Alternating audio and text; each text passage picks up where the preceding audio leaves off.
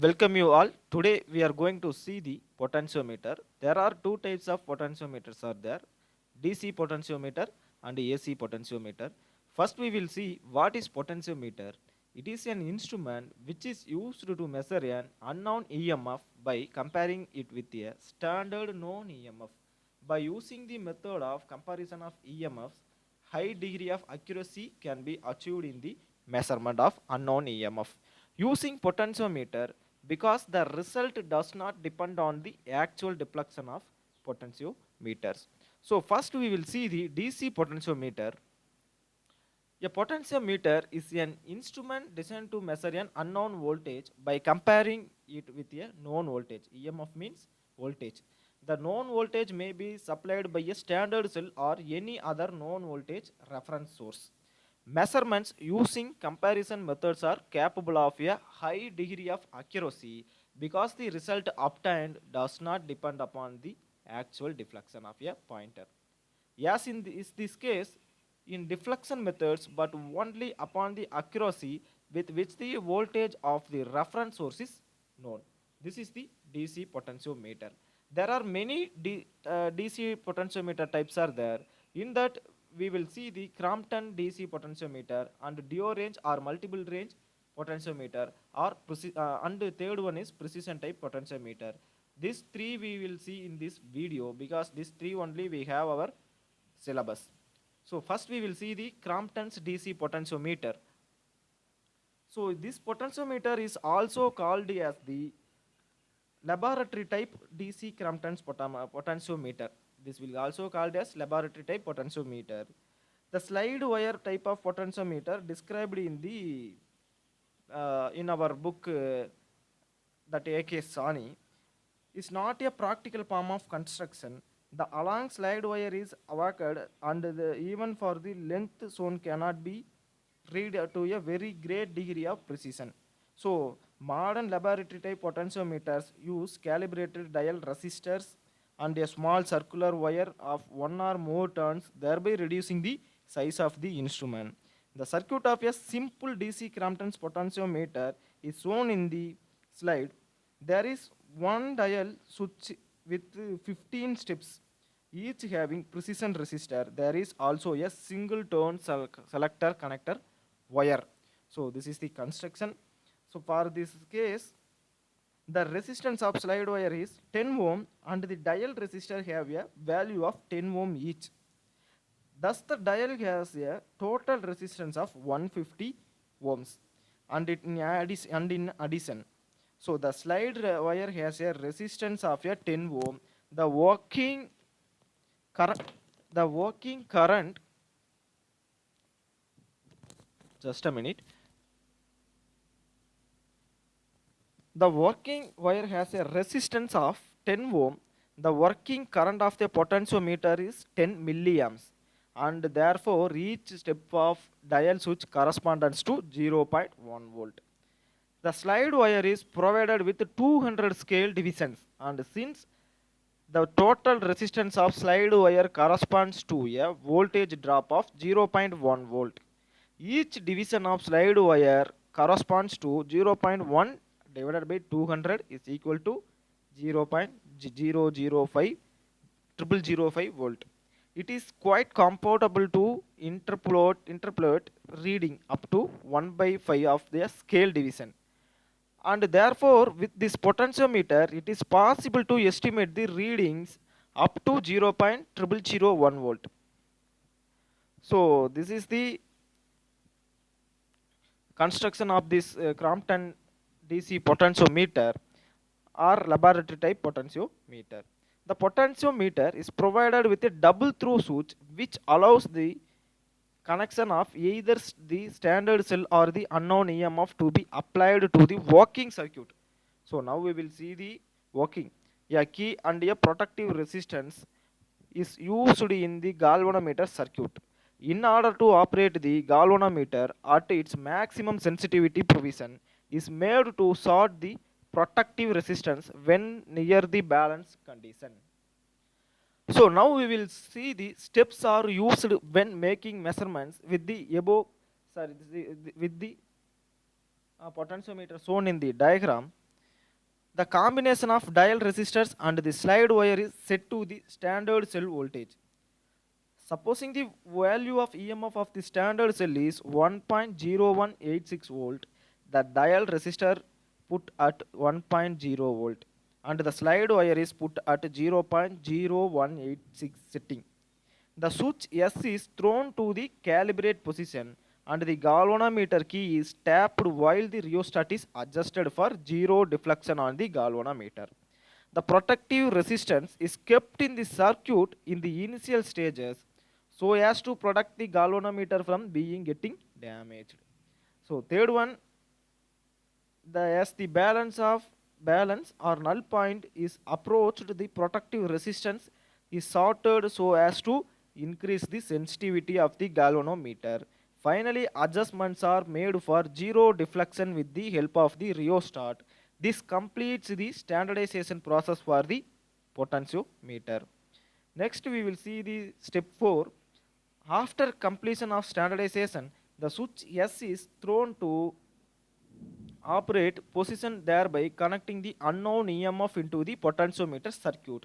With the protective resistance in the circuit, the potentiometer is balanced by means of the main dial and the slide wire. So step 5, as the balance is approached, the protective resistance is sorted and final adjustments are made to obtain true balance.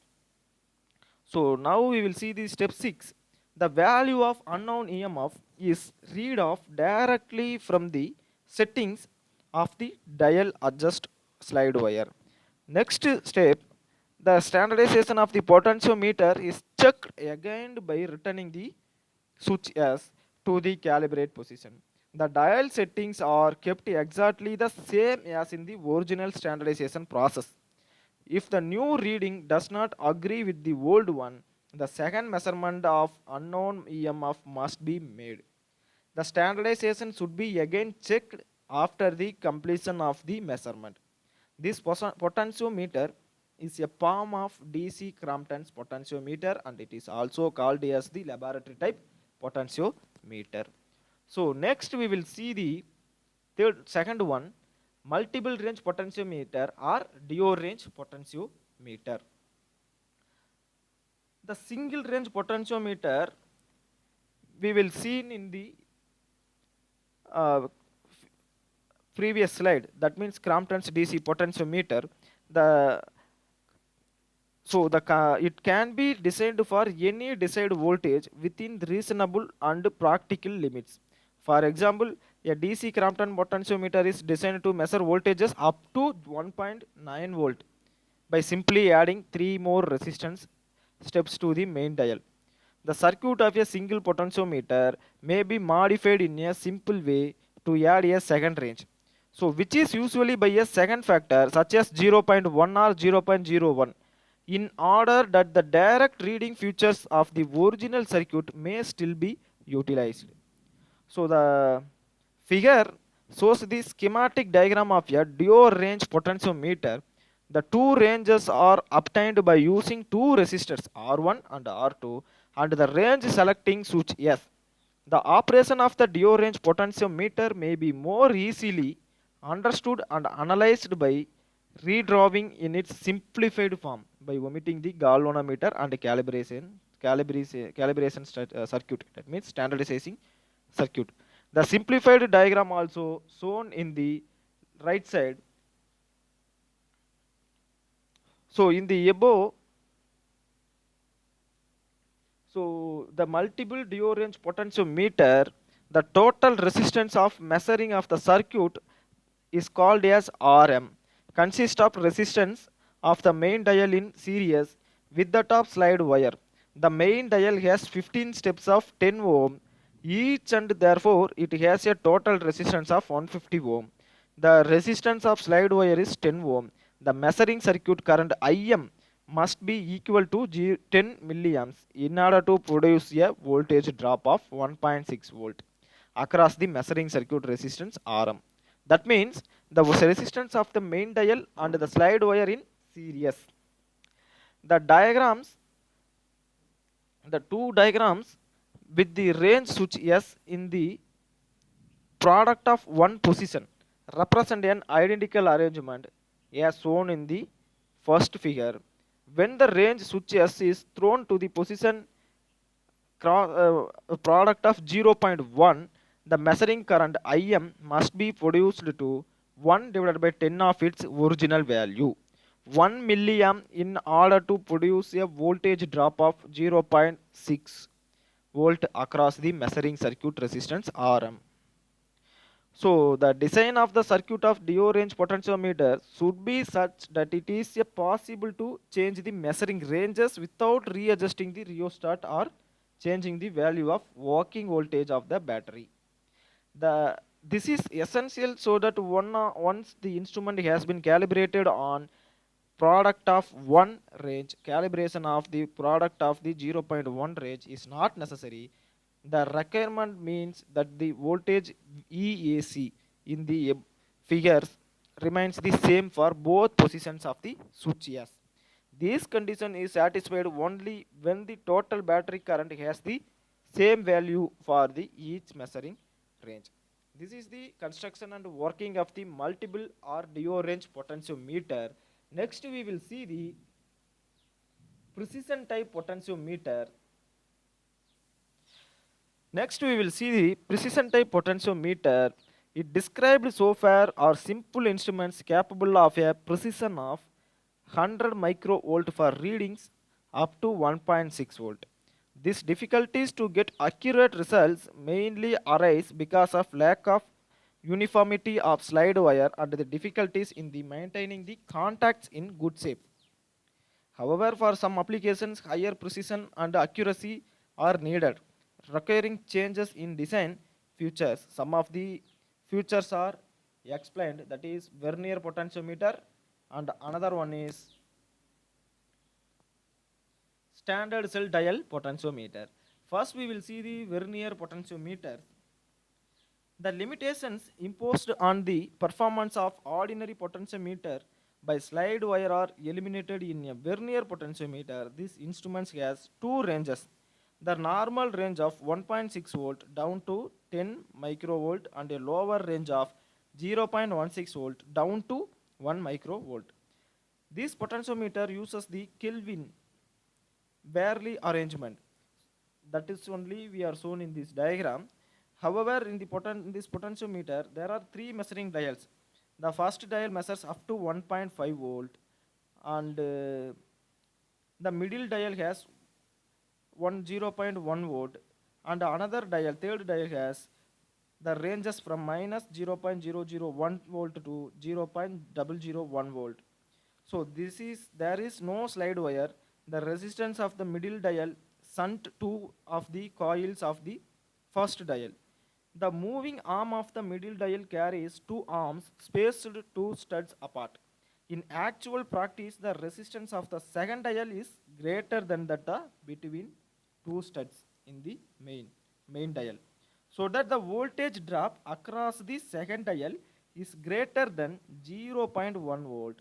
If this is not done, the voltage drop in switch contact resistance and leads would render the coverage of middle dial to less than 0.1 volt. The third dial is obtained from a shunt circuit which permits a true zero and a small negative setting to be obtained. The vernier potentiometer also reads to the increment of 0.0001 volt and ranges between, there are three ranges. So that means this does not mean, unfortunately, the small voltage can be read with assurance to 0.1 microvolt.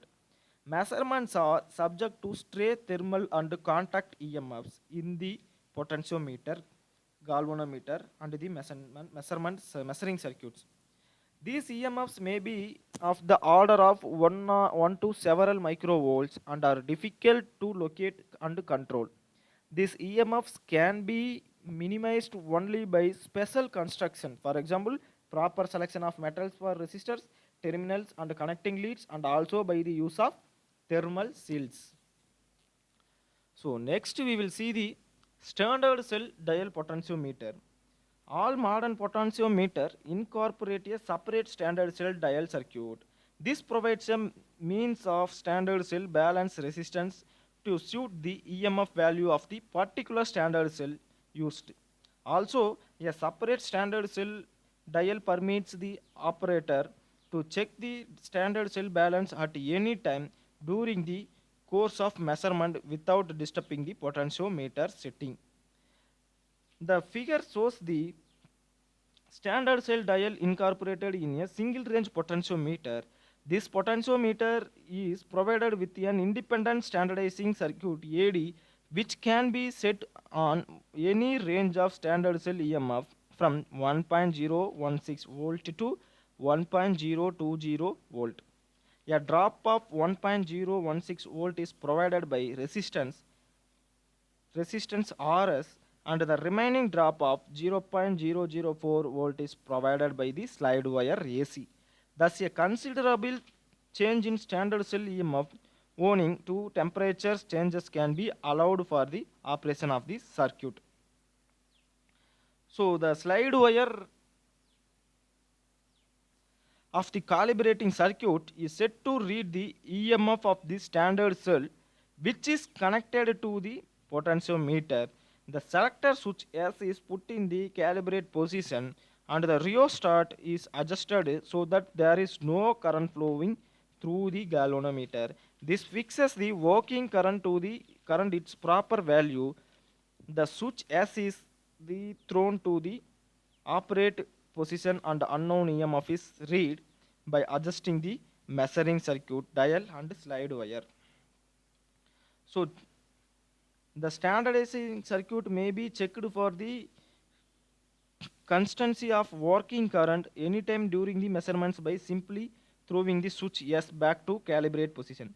This process does not disturb the measuring circuit while the convenience and speed of measurements are increased. So these are the three types of DC potentiometer. There are multiple DC potentiometers are there. In our syllabus, we have only three topics. So that three topics also we are discussed in this lecture. So thanks for watching.